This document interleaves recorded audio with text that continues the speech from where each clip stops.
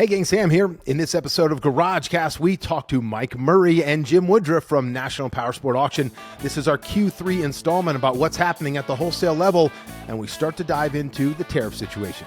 Enjoy this episode.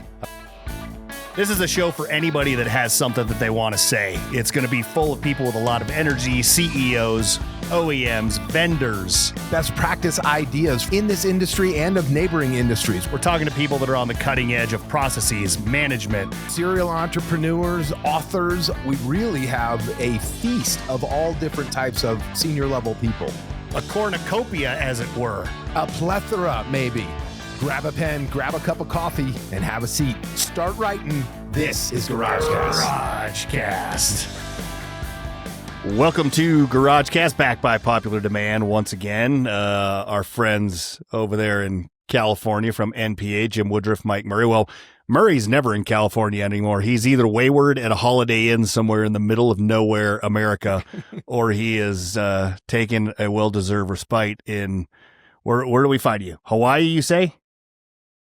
Maui for another couple hours today, and then back to find more dealers to hang out with and see how to help them be profitable and successful in the pre-owned space.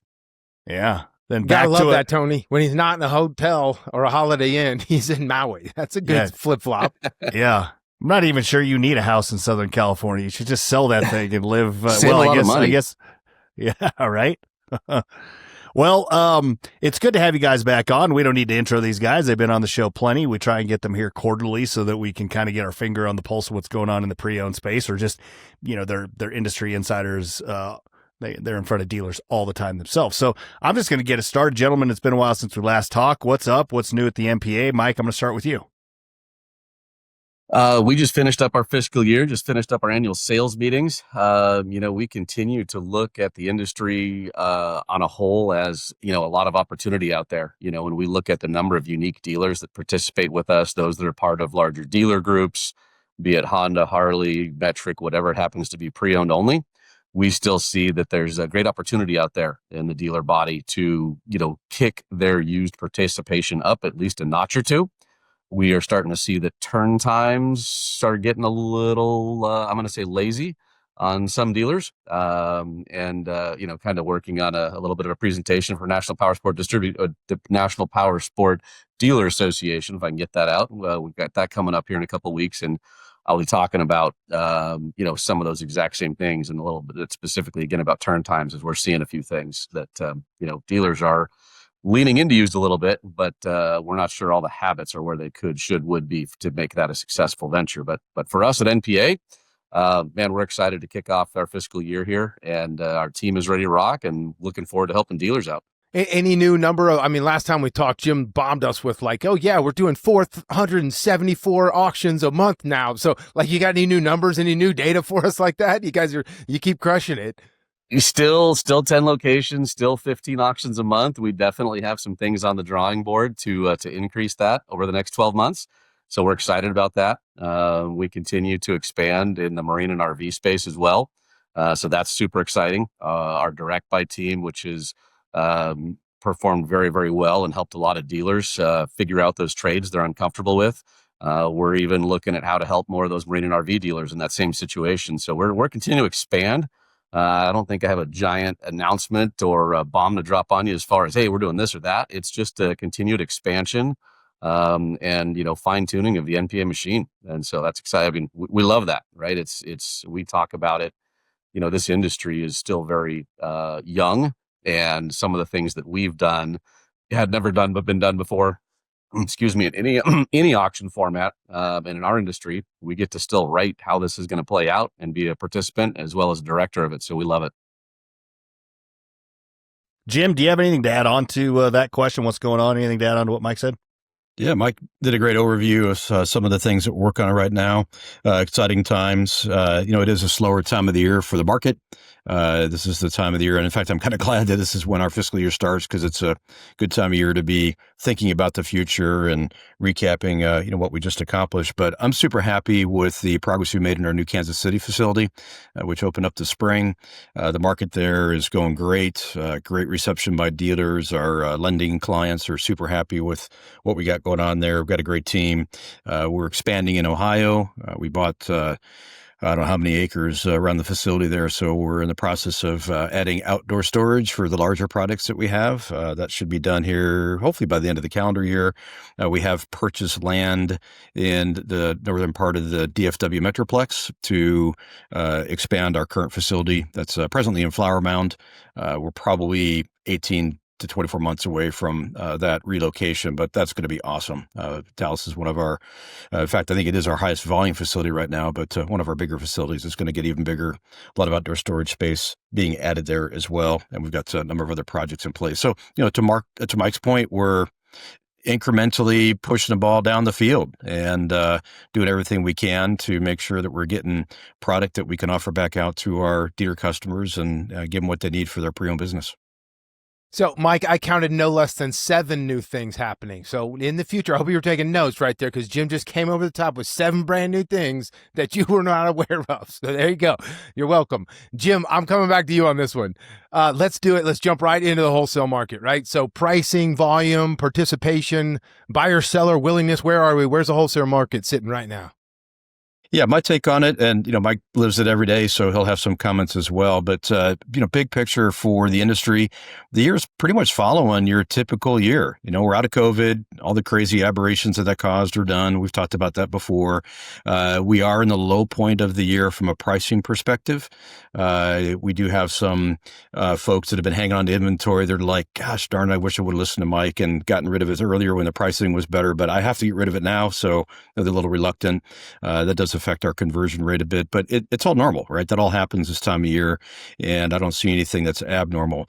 There are some things on the radar screen, I'm sure we'll be talking about some here today, that, I don't think any of us know exactly how it's going to pan out, but what impacts might, let's say, tariffs have on the pre-owned market? What might other effects and decisions being made by OEMs and lenders have on the pre-owned space, and of course then the read through to the impact on the auction market. Volumes, I would say, are also tracking seasonal norms. We are starting to see some of our folks that, they're basically finishing their retail season, bringing stuff to auction. They bought it right. They're moving it. They're getting rid of it. It's a great time to be a buyer right now for the next, 2, 3, 4 months. So we do have the inventory coming through, and repo rates are fairly stable, right? We were seeing some increase in that over the last few months, starting last year. And I would say that those are fairly stable right now. I don't see them going up or down. We are in what I would say normal territory for repossessions. So it's a good flow, but it's not, through the roof or falling off like we saw during COVID. Hey, I got a quick question. Well, I got 2 questions. First one is, it's kind of a follow-up in some of the things that you said, Mike, is you guys are in marine, you're also in RV. What are the names of those products? Is it NMA or what are they? Would you what do we refer to that segment of our business? You have National Powersport Auction here, and I don't think. Yeah, so it's still NPA, and we just call it RVM internally, RV Marine, right? We don't. Okay. We just call it RV Marine. Okay, got it. Sounds good. And then you said that turns on pre-owned is getting a little lazy. Talk to me on that. Going back 2020, and one of the education events we were doing in Cincinnati, we started talking dealers about, hey, how long have you had inventory on the floor? And raise your hand if you have stuff over 60 days, 90 days, 100 days. We got to 365, and they're like, well, I actually have some 500-day inventory. We're like, holy smokes. Well, a lot of those guys got just, fortunately, COVID bailed their butts out. But since then, they've been going, well, I'm trying to manage my used new ratios. I want more pre-owned. And they're not keeping an eye on those aging days on their pre-owned inventory. And it's sneaking up. And, they're basically putting themselves in a corner of product that they bought in April. Maybe they took it in on trade. Maybe they bought it at NPA, whatever it is. But their April pricing, if they still own that product, odds are it's changed in value, actual dollars value. It's probably an easy 8-10% shift in true, the true market value or true wholesale value. And so those situations are rough because, even when they were done and reconned, hey, it's worked out okay. There could have been a 15-18% margin, maybe more. But now that 10% of that is gone, plus any other holding costs they might have incurred, it's a zero-sum game. And that's what we're seeing some dealers have a hard time coming to terms with. And I get it, right? I'm not bagging on them. I'm just saying that it needs to be watched and managed.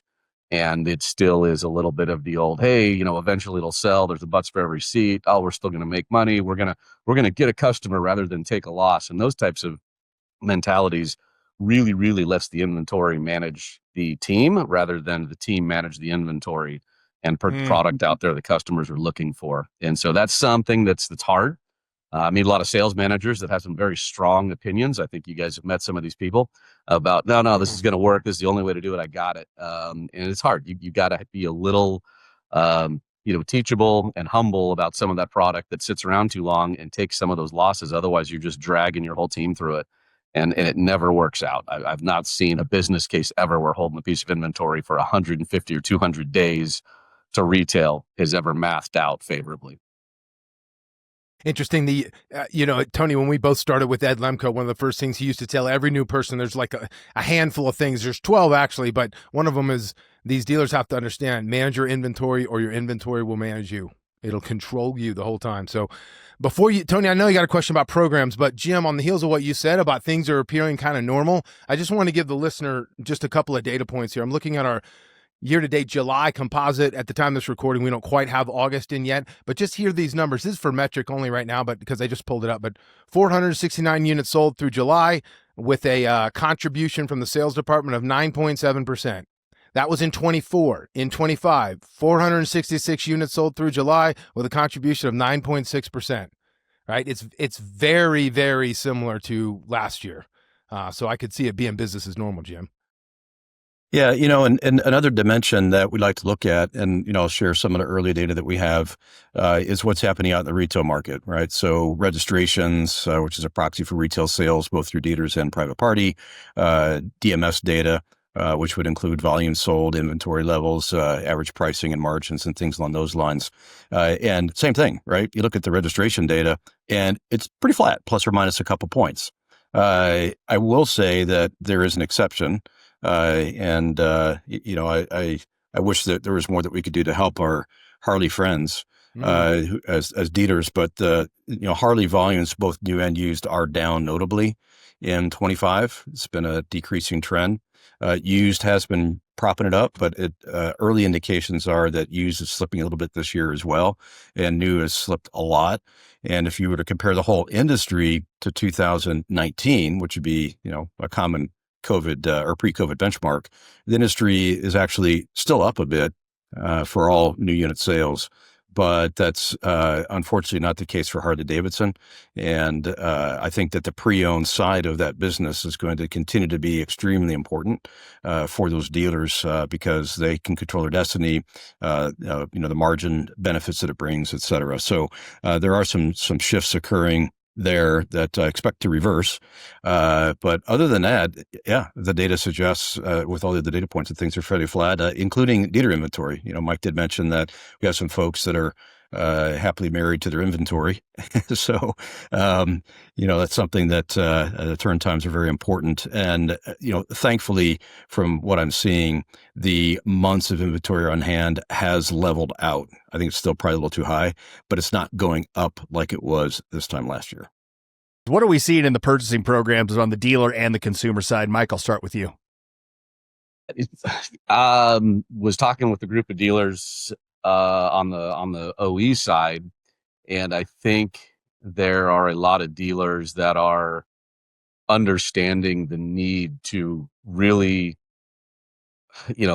flex on their supply, on their manufacturers. Hey, I this is the product I need. Don't give me the product I don't need. I think the last year and a half, 2 years, the flooring costs, the lack of support from some of the manufacturers, the challenges in the retail front. I think there's a lot that needs to be done there to help the dealers out. And I think a lot of dealers are shaping up and kind of working on how they're going to attack that plan. And gosh darn it, we love all our friends at all of the manufacturers, and it's a tough balance. We get it. But those dealers are critical, and those dealers having the right size new OE inventory is pretty important because that's a massive, carrying cost for them.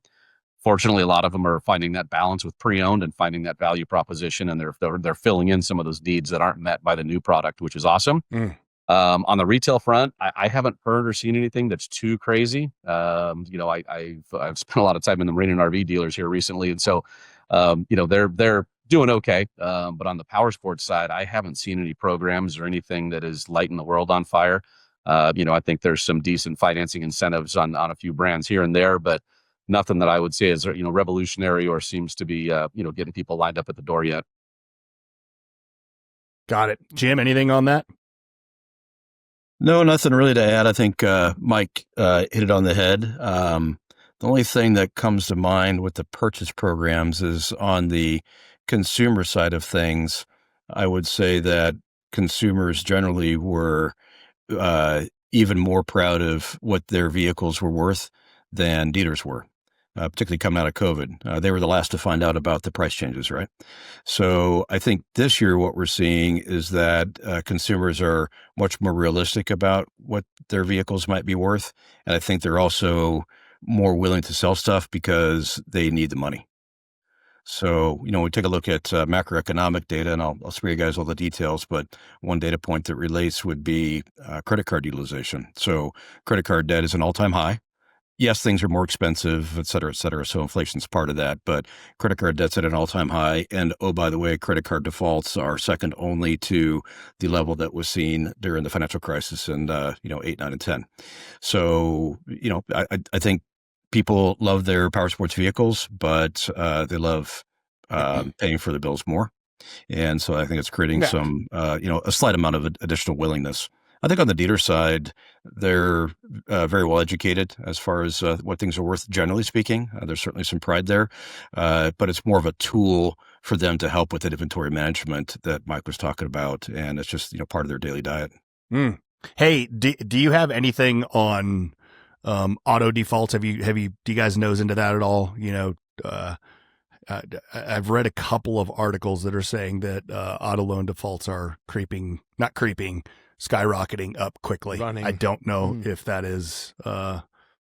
Yeah, there is some data. Default the Fed used to do a much better job of reporting some of that data. A little harder to get right now, but my I guess general commentary on that would be it's going up, and I don't know if I'd use the word skyrocketing, but from what level, right? We could have said that coming out of COVID that default rates in general were skyrocketing. Yeah, from all-time lows.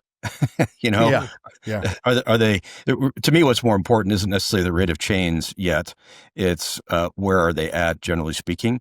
And most consumer defaults are still in a green or greenish yellow territory. For example, mortgages are just fine right now. I haven't seen any red flags even on mortgage defaults.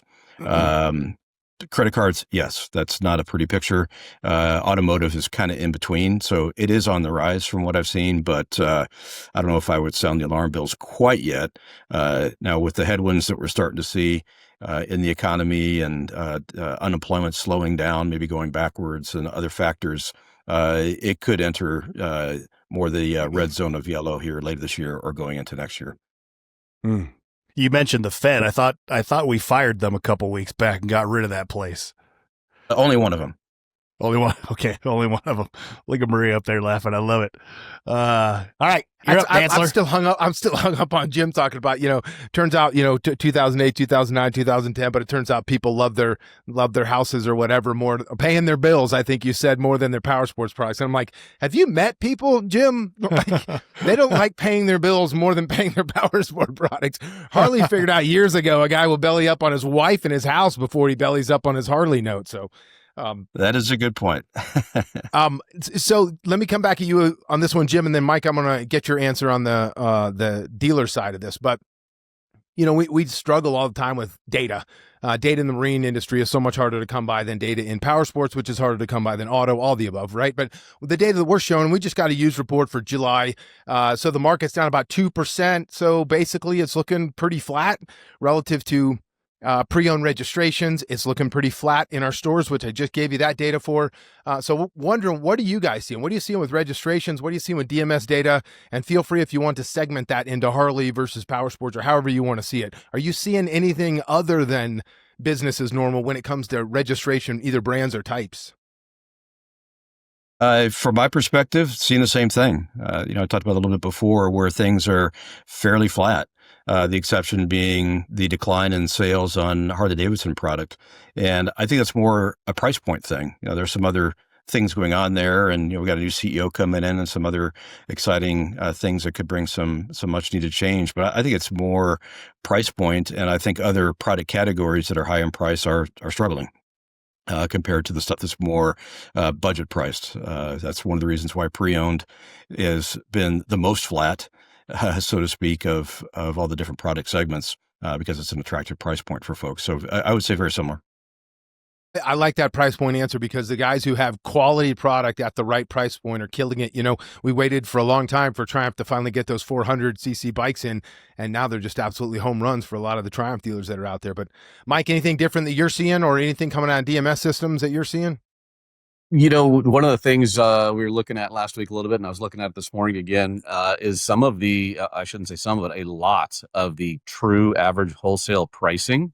When we look at August and even September a little bit, it is almost exactly what it was in the lanes a year ago. Some of the product categories are literally only $100 or $200 apart on the same month over month actual average.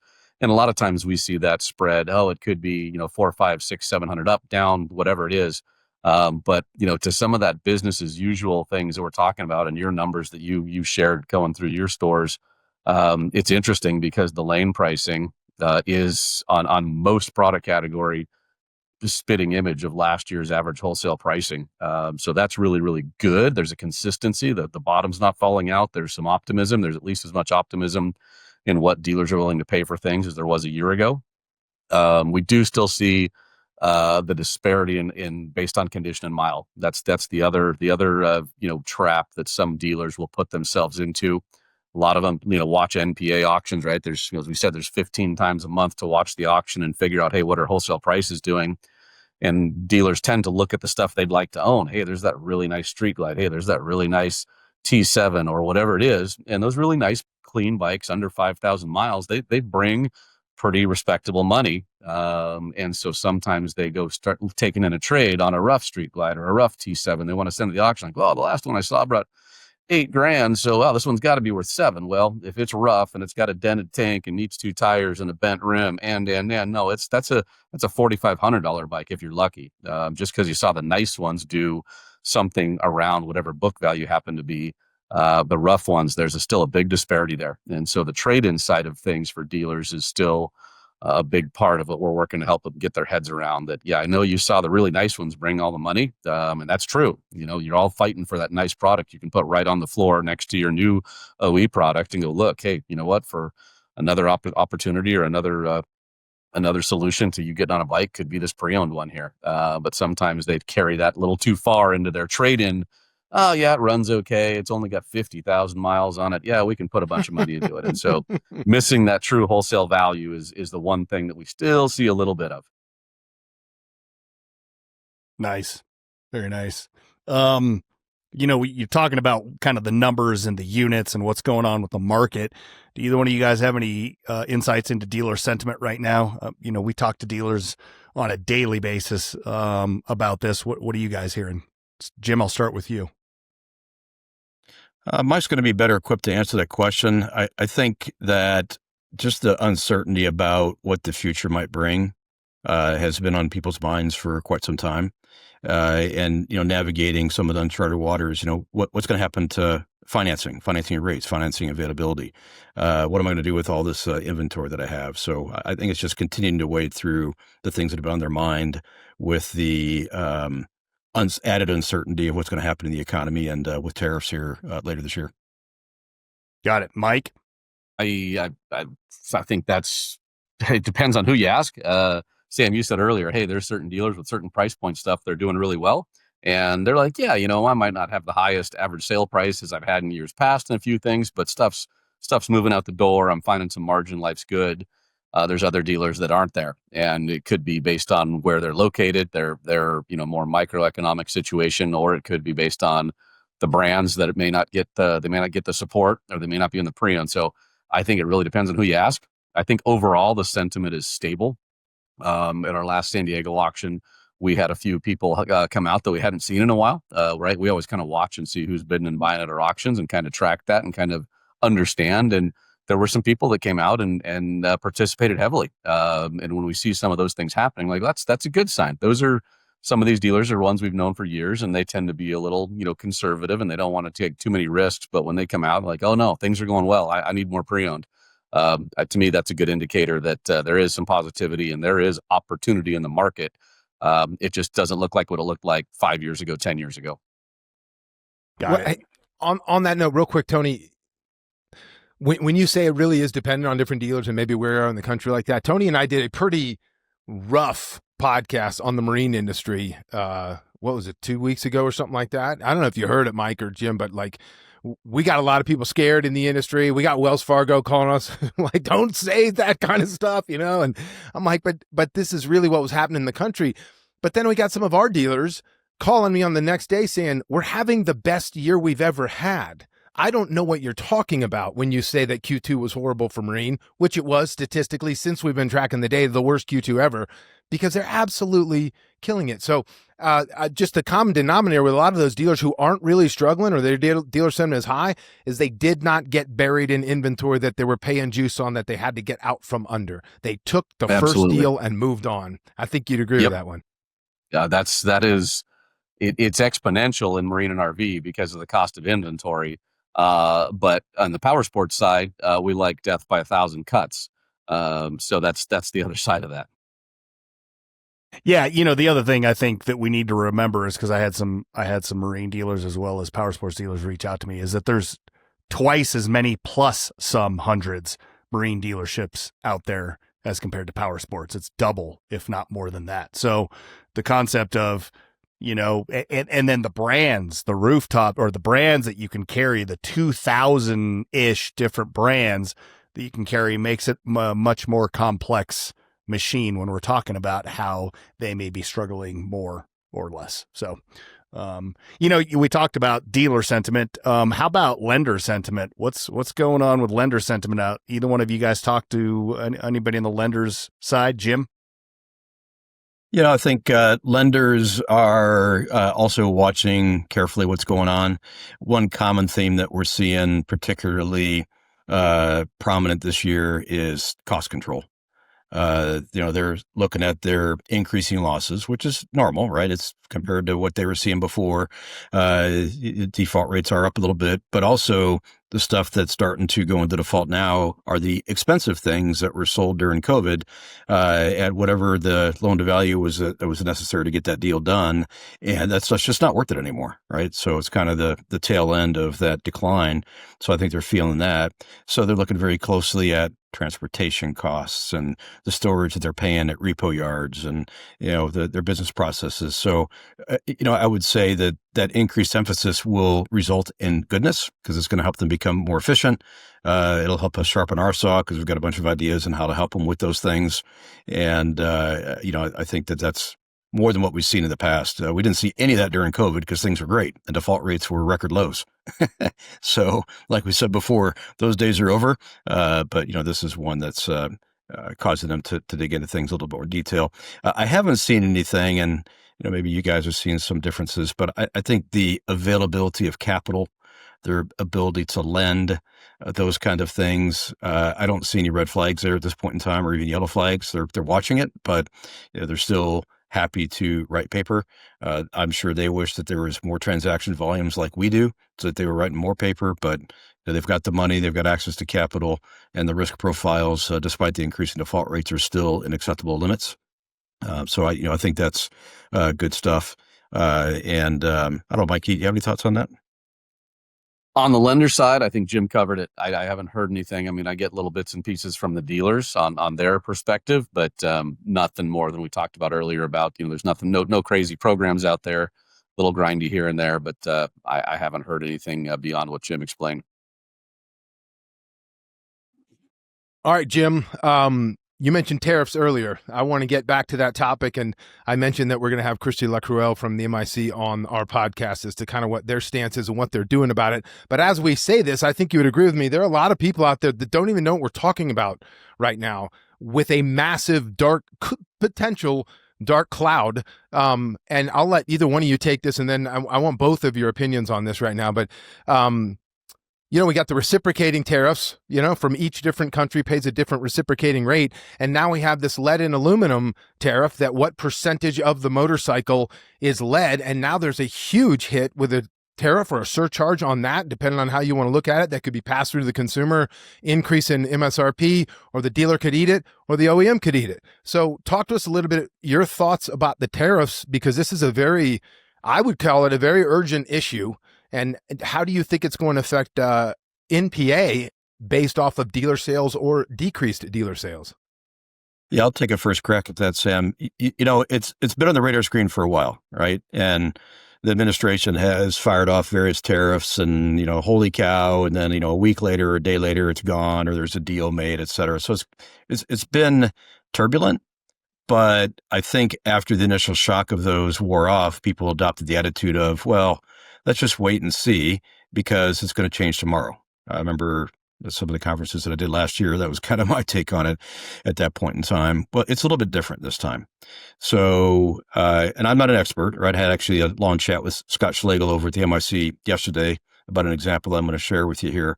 But it is different. So he'll be able to elaborate more specifically when you get him on the call with Christy. So the discretionary tariffs, if you will, they're done through executive order. Those can come and go. Those may or may not be legal from a what the president's authorized to do, basically. But it's been happening, and I think those are the things that are subject to change. And I won't say I wouldn't worry about it, but deals could be made. The steel and aluminum tariff that went through Congress. That's a law, and in place right now. In place right now, done deal, and so that's different. There may be some interpretation in how it's implemented, et cetera. I suppose Congress could say, well, we changed our mind, or we're going to clarify things. And the MIC has fought really, really hard alongside other organizations to get power sports vehicles and parts and accessories excluded from that. And unlike they are usually able to do where they're successful, this is just one where it was too big of a mountain to climb. So we're kind of stuck with it. So what does that mean, right? Now that it's kind of reality and we're in the phase where, we're going to have to deal with it for a bit, what does that mean? So I think from what I've seen and my friends in the MIC board, this has become the number one urgent issue for every single one of them. If you're a vehicle manufacturer, this is your biggest issue, almost crisis mode, because it's so urgent. It's in effect now. And the biggest thing of all these things, I think, besides the economic impact, is no one really knows the answer. How do you calculate it, right? What's the process? Who's supposed to charge it?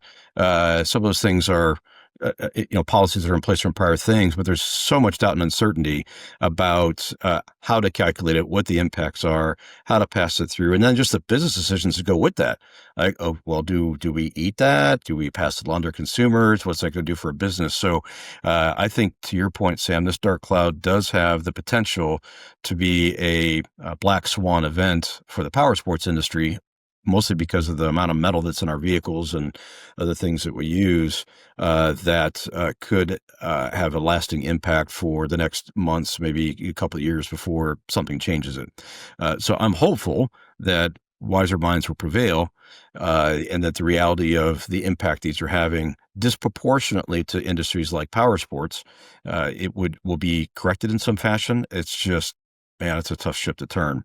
Now, the other element, and this is a story I'll share, is a lot of that is from an OEM perspective, right? Because they're made out of a lot of steel and aluminum. Helmets, aftermarket accessories, the parts we buy, et cetera.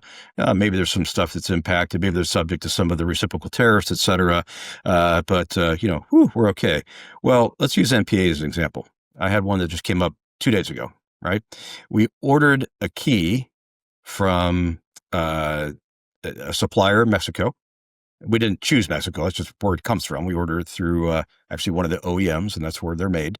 And we got the keys, and UPS wanted COD payment for tariffs. So we have a key. I don't know. There's 0.5 cents of metal in it. Retail on that key is $27. The tariff for each key that we ordered was $54. So I have half a penny of metal, and it's going to cost us $81 to get that key. And now what do? Do we charge our customer? I mean, I don't really have a choice. Are they going to be happy about it? No.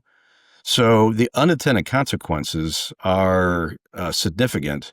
And that 200% tariff on that key is because, according to the law, and this is the way I understand it, the tariffs are, say 50%. But if you can't prove where that metal was smelted, they will assume that it was in China or Russia or someplace where there's a 200% tariff.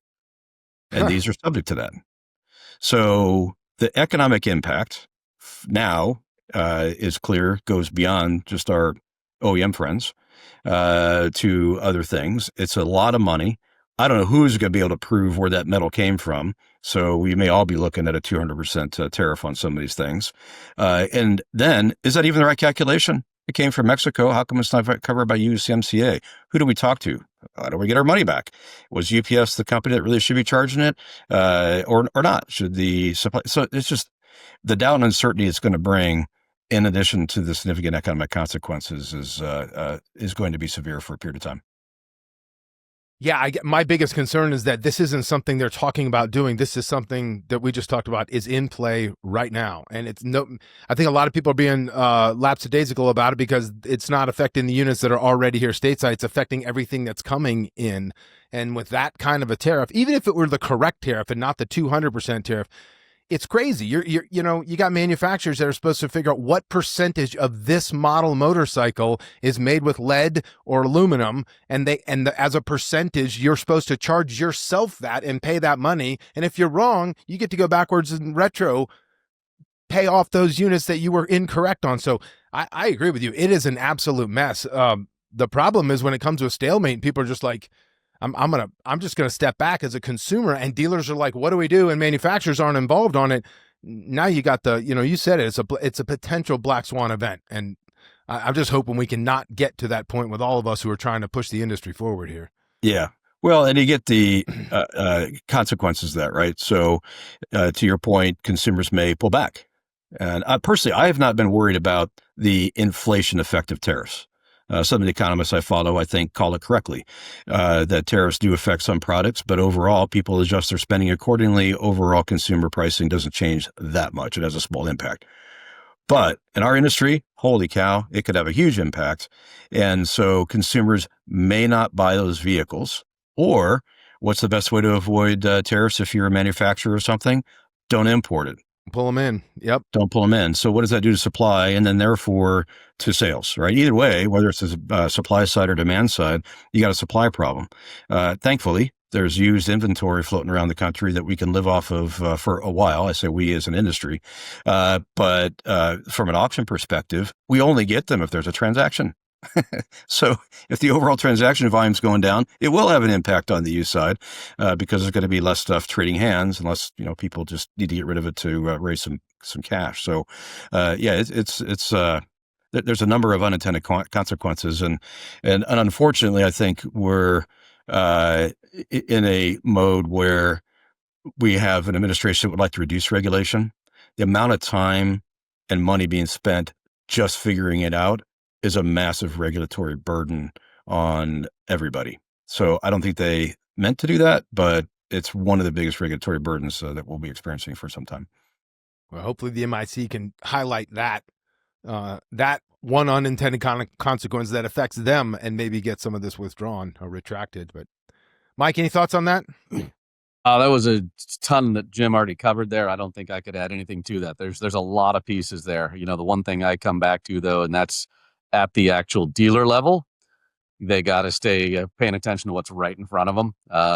And again, some of that wait and see attitude, I kind of get it. I don't know that there's a way to hedge the retail transaction bet what's going on. I think a lot of this stuff is still going to settle out. And I definitely, again, like when I saw some dealers getting involved here at our last San Diego auction, it was good to see that everybody's aware of this and they know there's going to be impact, but you still got to crank through business day by day and keep an ear to this and make sure, hey, as we get some indicators or we find something out, adjust accordingly. but I don't know that there's Yeah. a way to hedge this deal at this point, other than just best practices day by day until we have the real information. Fair enough. Got it. Let's wrap it up with 6-month or year-end forecast for you guys. Mike, I'll start with you. What do you think you're going to be seeing here through December? Yeah, I wish I had something exciting. Based on where we're seeing our pricing trends, I think we're going to continue to see a little bit of the status quo. I think, if we were to look at your numbers and compare those over the next 5-6 months, the numbers Sam just shared a few minutes ago, I think we're going to see some similarities there. I do think pre-owned is going to continue to become a little bit bigger piece of the pie in your average dealership, and I think that's correct. I think that's a good move. I think the snow season is going to be very interesting. All right, that's a dicey part. If dealers are in the snow machine business, that can be a hit and a miss, pretty big or small. And so that'll be interesting to see. I can't predict the weather, can't predict who's going to have a good snow season, all those snow check sleds, all those types of things. But I think we're going to have a typical power sports seasonality curve as we get back into February, March, April again. And the reason I spring that up specifically is because to Jim's point earlier, now is the time to start looking at inventory. Now is the time to start thinking about, hey, what inventory do I want to start with in February, March, April? Because if that's the inventory you want, then you really got to start thinking about it and making your plan and acting on your plan in November and December, so that you have that inventory ready to roll. Otherwise, you're going to be chasing it when the season kicks off again. Jim, anything to add? Yeah, I agree with Mike's sentiments. I think the macroeconomy is going to be softening through the end of the year and probably into the spring. I think the Fed will lower rates. I don't know if they'll do it this week, but before the end of the year, we're going to see at least one rate change, maybe two. Don't know that's enough to change people's monthly payments materially, but that'll be a move in the right direction. Just unfortunately in arrears. Unemployment's going to struggle a bit. I think that we'll probably end the year as an industry below last year in new unit sales. And I think that we'll end up at or slightly below on used unit sales. So, total transaction volume will be a little bit lower. But I don't think it's going to be a, falling off the cliff sort of situation. It's going to be more reaction to economic conditions on the side of consumers, and that used as basically the way to navigate through that. I think financing will remain stable. I don't think that the access to capital is going to change that much. Lower rates will help a little bit, but I think banks are going to continue to lend, which would be great support for the dealers and others that are going to be selling this stuff. And the wild card is really this tariff thing. Is it going to calm down quickly, or are we going to be living with this for a couple of years?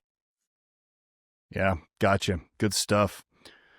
Well, gentlemen, really appreciate you guys coming on. As always, you have really great insights, and we got Q3 knocked out, and we'll see you sometime around December to finish up the year. Yeah, I feel like a wet blanket got thrown all over. We should have started with tariffs and ended with Hawaii and Mike up there at the top. Like, okay, let's go back to work, guys. Yeah, pretty much, I pushed it. I'm sorry. I should have had that question sooner. Yeah, it's just part of the fun of dealing with the challenge of the industry. But you know what? We're all born to win, so we will. Yeah, I like that. That is true. They will figure it out. The best of the best always figure this stuff out. So, yeah. For Jim Woodruff and Mike Murray and Sam Dancer, I'm Tony Gonzalez. This has been GarageCast. Guys, thank you so much again for taking time out of your busy schedule. We'll see you guys. Have a fantastic evening. Thank you. Thanks, everyone.